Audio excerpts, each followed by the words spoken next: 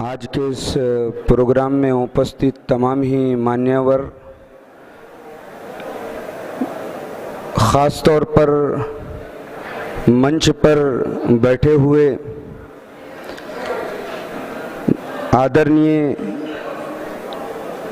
रवि प्रकाश वाडीकर जी, हुकुम सिंह साहब, भंते जी और दिगर मेरे भाई जो बड़े दूर से इस प्रोग्राम में राष्ट्रीय एकता सम्मेलन में तशरीफ़ लाए हैं, मैं दिल के गहराइयों से उनको मुबारकबाद देता हूं और उनका बहुत ज़्यादा आभार यहाँ पर प्रकट करता हूं। किसी शायर ने कहा है, रफ्ता रफ्ता जब हमारी शोहरतें बढ़ जाएगी, दोस्तों की मजलिसों में गीबतें बढ़ जाएगी। रफ्ता रफ्ता जब हमारी शोहरतें बढ़ जाएगी, दोस्तों की मजलिसों में गीबतें बढ़ जाएगी। अरे एक दस्तरखान पर मिलजुल कर तो बैठो, घर की सूखी रोटियों में लज्जतें बढ़ जाएगी।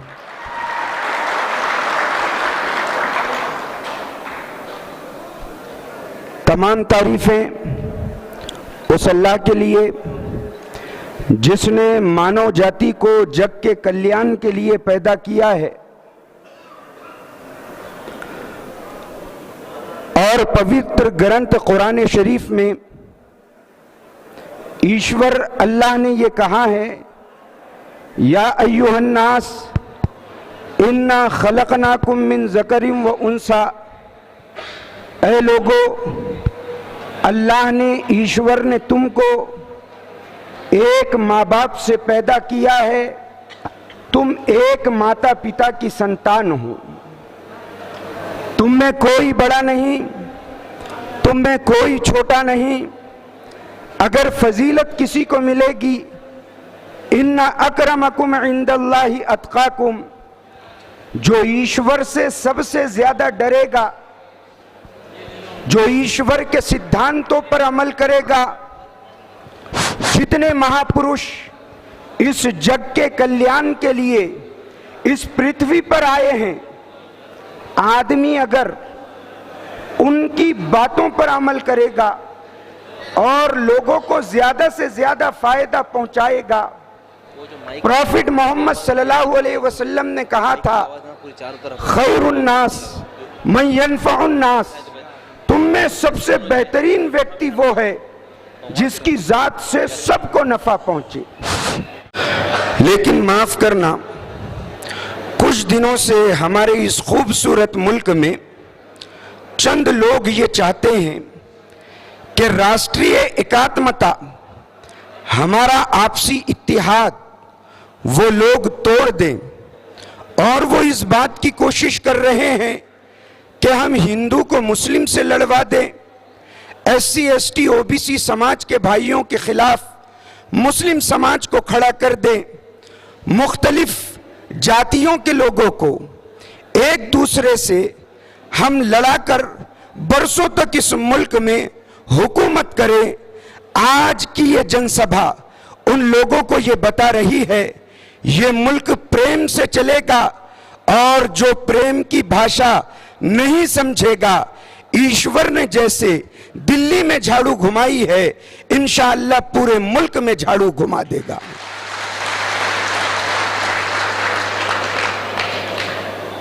आप जरा सा तो सोचें, ये लोग कैसे विचारों के लोग हैं। अगर कोई औरत आकर इनका विरोध करे तो ये उसको वेश्या कहते हैं, और अगर कोई मर्द आकर इनके विचारों के विरुद्ध खड़ा हो जाए तो उसको पाकिस्तानी कहते हैं। कोई छात्र आकर इनकी बात को न माने, उसको नक्सली कहते हैं। तो हम उन लोगों से पूछना चाहते हैं, क्या सिर्फ टकले पर मालिश करने वाले ही देशभक्त है क्या? क्या सिर्फ इस मुल्क में वही लोग देशभक्त हैं जो आपकी बात को सुनेंगे? बिल्कुल नहीं, बल्कि हम साफ तौर पर कहना चाहते हैं कि इस जग के अंदर और इस मुल्क के अंदर विश्व रत्न डॉक्टर भीमराव साहब अंबेडकर ने कहा था, सिकवा संगठित हुआ, आनी संघर्ष करा। मैं आज यहीं पर उसी पैगाम को दोहराता हूं। यहां पर हमारे जितने भाई बैठे हैं, सबसे पहले वो क्या काम करें? शिक्षा को हासिल करें, तालीम को हासिल करने की कोशिश करें। जब तक इंसान सीखेगा नहीं तो वो लोगों की बातों में आ जाएगा। इस्लाम का पवित्र ग्रंथ कुरान, जिसकी इब्तिदा ही इकरा के लफ्ज से हुई है, जो तमाम सृष्टि के इंसानों को कहता है पढ़ो। प्रॉफिट मोहम्मद सल्लल्लाहु अलैहि वसल्लम गारे हिरा में तशरीफ फरमा है। उनके पास एक फरिश्ता ईश्वर के पास से ईश्वर का कलाम लेकर आया और प्रॉफिट मोहम्मद सल्लल्लाहु अलैहि वसल्लम को कहा, इकरा, आप पढ़िए। मोहम्मद सल्लल्लाहु अलैहि वसल्लम ने कहा, मा अना बिकारिइन। उस फरिश्ते ने आपको पकड़ा और जोर से दबाया। हदीस के अल्फाज है, फ़अख़ज़नी फ़ग़त्तनी हत्ता बलग़ मिन्नी अलजहदा सुम्मा अरसलनी। जिब्रील ने मुझे पकड़ा, जोर से दबाया और उसके बाद छोड़ दिया। फ़अख़ज़नी फ़ग़त्तनी सानिया, दूसरी मर्तबा पकड़ा और दूसरी मर्तबा पकड़ के दबाया। फ़अख़ज़नी फ़ग़त्तनी सालिसा, तीसरी मर्तबा पकड़ा और तीसरी मर्तबा पकड़ के दबाया। उसके बाद प्रॉफिट मोहम्मद सल्लल्लाहु अलैहि वसल्लम ने पवित्र ग्रंथ कुरान को पढ़ना शुरू किया। वो आयात जो सबसे पहले इस सृष्टि पर आई वो क्या थी? इक़रा बिस्मिक रब्बिकल लज़ी खलक़। पढ़िए अपने उस रब के नाम से जिसने आप सबको पैदा किया है, हम सबको पैदा किया है। याद रखिए, जब इंसान पढ़ता है तो उसको पता चलता है कि जिस तरीके से इस पृथ्वी के ऊपर बहुत सी बातें ऐसी है जो अटल है। जैसे हर व्यक्ति को पता है एक दिन उसको मर जाना है। कोई आदमी ये नहीं कहता, चाहे वो रूलिंग में हो या विपक्ष में हो, कि रूलिंग वालों को मरना है, विपक्ष वालों को नहीं मरना है। हर इंसान इस बात को कहता है कि चाहे वो इस सृष्टि में कहीं का भी रहने वाला हो, उसके जीवन पर एक दिन ऐसा आएगा जब उसका अंत हो जाएगा और वो मर जाएगा। आप ये बात देख लीजिए, जैसे आप हम सब का इस बात पर इत्तेफाक है कि एक न एक दिन हम सब मर जाएंगे, उसी तरीके से इस बात पर भी सबका इत्तेफाक है कि मानव में मानवता होना चाहिए, उसमें क्रूरता नहीं होनी चाहिए, आदमी में आदमियत होनी चाहिए, उसके दिल में मोहब्बत होनी चाहिए। यही बात प्रॉफिट मोहम्मद सल्लल्लाहु अलैहि वसल्लम ने हम सबको बताई है। अगर आप उनके सिद्धांतों को पढ़ेंगे तो आपको पता चलेगा कि जब वो गारे हिरा से वापस आए और अपनी बीवी से कहा, ज़म्मिलूनी ज़म्मिलूनी, मुझे चादर उड़ाओ, मुझे चादर उड़ाओ। बीवी ने पूछा, आपको क्या हो गया? तो प्रॉफिट मोहम्मद सल्लल्लाहु अलैहि वसल्लम ने कहा, लक़द खशीतु अला नफ्सी, मुझे मेरी जान का खौफ है। तो उनकी बीवी उनसे कहने लगी, उनकी पत्नी उनसे कहने लगी, वल्लाह मा युहज़िकल्लाहु अबदा इन्नका लतसिलुर रहम व तहमिलुल कल्ला व तक्सिबुल मादूम व तुक़रियुज़ ज़ैफ़ व तुईनु अला नवाइबिल हक़। अल्लाह आपको कभी रुसवा नहीं करेगा इस वजह से कि आप रिश्तेदारों के साथ अच्छा सलूक करते हैं। मैं आपसे पूछता हूं कि कितने भाई ऐसे हैं कि प्रॉपर्टी की बुनियाद पर जब दोनों में आपस में झगड़ा हो गया तो छोटा कहता है मैं कोर्ट में जाऊंगा, बड़े की पगड़ी उछालूंगा। बड़े लोगों के दरमियान आके कहता है मैं छोटे को सबक सिखाऊंगा। अरे ये दोनों वही भाई है जिन्होंने एक मां का दूध पिया और अपने वालिद की उंगली पकड़कर, अपने पिता की उंगली पकड़कर चलना सीखा। बरसा बरस हो गए, एक बिस्तर में आराम करते थे। जब घर में गर्म खाना बनता, माता और पिता दोनों को एक रिकाबी में खाना देते। ये दोनों एक जमाने तक दोनों एक दूसरे के गम में शरीक रहे। लेकिन प्रॉफिट मोहम्मद सल्लल्लाहु अलैहि वसल्लम बता रहे हैं कि रिश्तेदारों को उनका हक दो। लेकिन आज इंसान में वो क्रूरता आ चुकी है कि वो अगर किसी का हक मारता है तो सबसे पहले शुरुआत अपने भाई से करता है और पूरे जग को इस बात का पैगाम देता है कि अगर मुझसे मेरा भाई सेफ नहीं है तो मुझसे इस जग में कोई भी सेफ नहीं है। अगर मेरे भाई को मैंने नहीं बख्शा तो मैं पड़ोसी को भी नहीं बख्शूंगा, मैं दोस्त को भी नहीं बख्शूंगा, मैं मोहल्ले वाले को भी नहीं बख्शूंगा। आज जरूरत है इस बात की कि हम लोग प्रेम को बांटें। यही प्रॉफिट मोहम्मद सल्लल्लाहु अलैहि वसल्लम, उनकी पत्नी ने आगे कहा, इन्नक लतसिलुर रहम व तहमिलुल कल्ला, कि आप बेकसों का, मोहताजों का दुख दर्द उठाते हैं। आप और हम देखें तो सही कि हमारे समाज के अंदर कितने ऐसे लोग हैं जो बेसहारा हैं। आप तसव्वुर तो करें, आज जो बड़े बड़े लोग हैं वो अपनी बच्चियों की शादियों में हजारों रुपये के कार्ड छाप देते हैं। आप देखिए उसी मोहल्ले के अंदर जहां पर सेठ साहब की बच्ची के हाथ पीले हो रहे हैं, एक विधवा का भी मकान है। उसकी जवान बेटी अपने भाई का हाथ पकड़कर उसी मोहल्ले के शामियाने और मंडप से उसका गुजर होता है। उसका 8 साल का भाई कहता है, बाजी, दीदी, आपा, देखो ना सेठ साहब के बेटी का बिया है, कितना खूबसूरत दहेज सजाया है और कितने बेहतरीन सामान दिए हैं। बहन अपने कदमों को तेज चलाती है, भाई रुकने को कहता है, बहन उसको खींचकर अपने घर लाती है और अपनी नजरों को आसमान की तरफ उठा के कहती है, ऐ ईश्वर, ऐ परमात्मा, ऐ अल्लाह, मेरे पिता का क्या कसूर था कि आपने उनको अपने पास बुला लिया। अगर वो जिंदा होते तो मेरे हाथ भी पीले हो जाते। मेरे दहलीज पर जो नौजवान रिश्ता लेके आता है वो रुपयों की मांग करता है।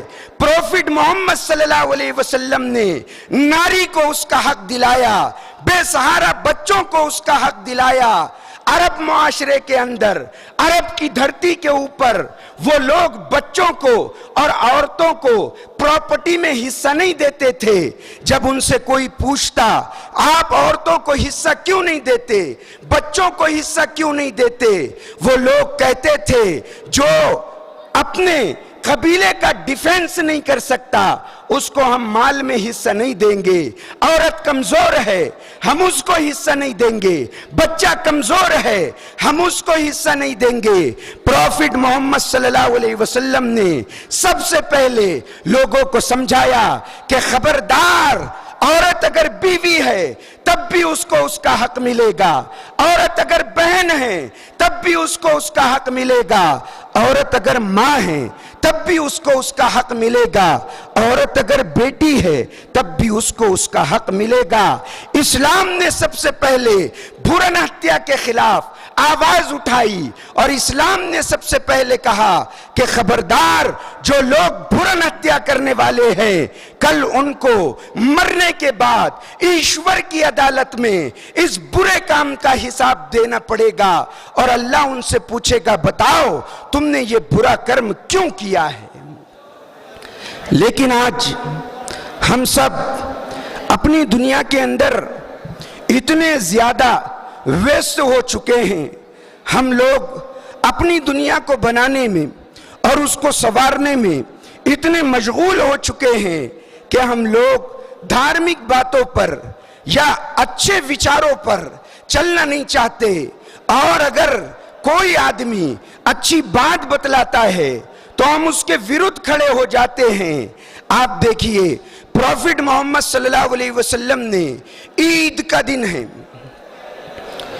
ईद का दिन है, और ईद का दिन मुसलमानों के पास खुशियों का त्यौहार होता है। मोहम्मद सल्लल्लाहु अलैहि वसल्लम अपने घर से बाहर निकले, आपने देखा एक 8 साल का बच्चा रोते खड़ा है। आप उसके करीब गए और जाने के बाद उसके सर पे हाथ रखा और कहने लगे, बेटा अगर तुझे किसी चीज की जरूरत हो तो मुझसे अर्ज कर दे, मैं तुझे वो चीजें दिला दूंगा।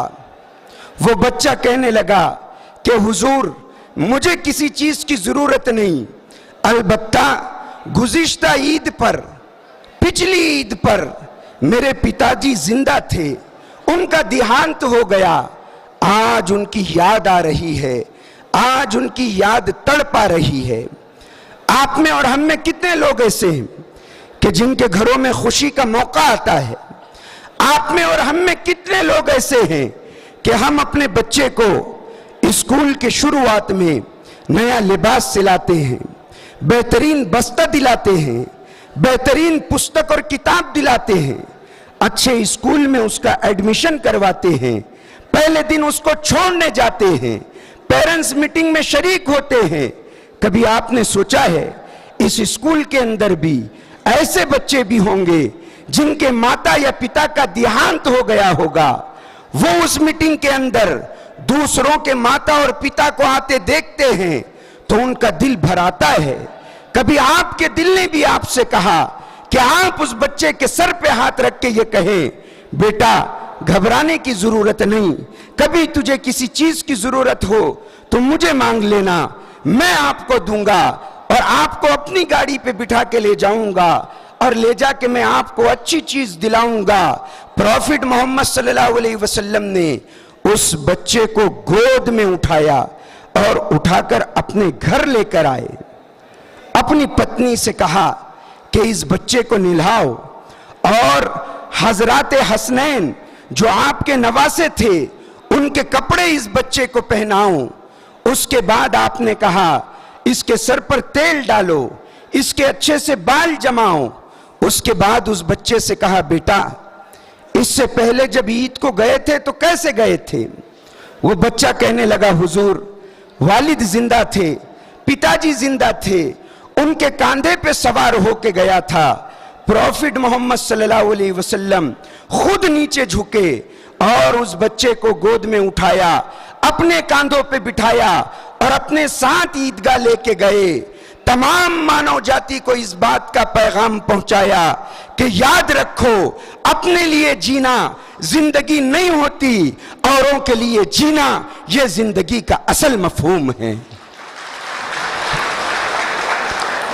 लेकिन आज क्या कहें हम लोग, ये तो बात छोड़िए, हमारे पूर्वजों ने जो इस देश के खातिर कुर्बानी दी, आज चंद लोग ऐसे हो गए हैं कि वो लोग बार बार इस बात का सवाल कर रहे हैं कि आप लोग बताइए, आप इस देश के नागरिक है या नहीं है? अरे कई 100 साल हो गए आपको और हमको साथ जिंदगी गुजारते, लेकिन आप ये क्या कर रहे हैं? इस देश की मिट्टी के अंदर याद रखिए मोहब्बत का बीज बोया जाएगा और इस पवित्र जमीन से मोहब्बत का ही दरख्त निकलेगा। आज इस एकता सम्मेलन में आप मेरी बात को लिख के रख लें कि जो शख्स चाहेगा कि अपने गलत विचारों के जरिए से इस देश की पवित्र धरती में वो नफरत का बीज बोए और नफरत का दरख्त उगाए, तो मेरी बात याद रख ले, वो अपनी बात में कमजोर पड़ जाएगा और वो कभी भी कामयाब नहीं हो सकता। इस वजह से कि इस देश की मिट्टी प्यार और मोहब्बत से वदीयत है, खुलूस और मोहब्बत से बनी है।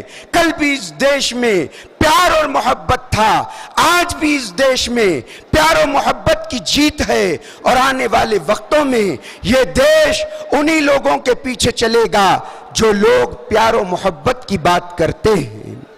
मुअज़्ज़ज़ मेहमान यहाँ पर तशरीफ ला चुके हैं।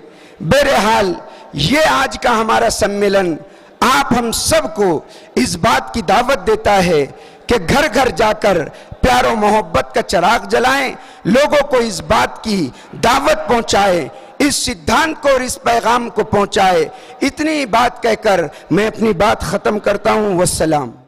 अगर हमारे वीडियोस आपको पसंद आ रहे हो तो लाइक, कमेंट और शेयर करें और मजीद नई वीडियोस के लिए हमारे चैनल दावत मीडिया को सब्सक्राइब करें और बेल आइकन पर क्लिक करें।